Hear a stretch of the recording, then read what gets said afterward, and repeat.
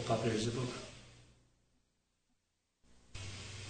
So I want to talk to you about the youth and people that are coming in that, because they're looking to you for leadership. And I'd like to know how you guide those people.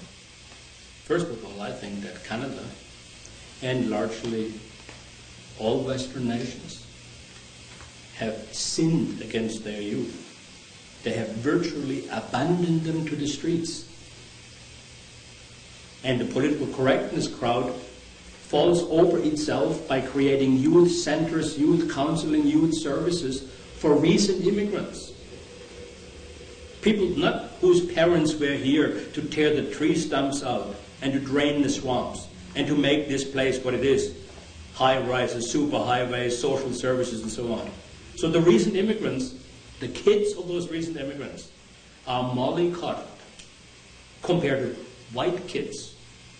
Now, I know that Canadians don't like to hear that. They won't hear it generally, but they're going to hear it from me. White Canadian youth has been abandoned to dope pushers, drug fiends, whoremasters on the streets of Toronto, Vancouver, Winnipeg, and Montreal. And I also blame the parents in the schools.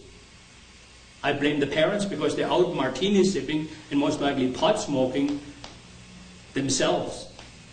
And they want to, when the kid is a little restless in front of the electronic babysitter called the idiot box television and grows tired of it and goes down in the street, the parents usually cannot even be located by the cops because they themselves are out having a good time. And so where do these kids turn? Once their initial excitement and rush of talking up and so on has dissipated, and the first rush of freedom is gone, and when the girls know that there's a price to be paid with herpes and venereal diseases by hooking on the streets, once they're behind that, then they come and they go to the one place where there is a person that the system hates. And that's usually people like Ernst Wendel or Toronto's Heritage Front. And so we are, like the Salvation Army used to be, the beacon that spins in the night.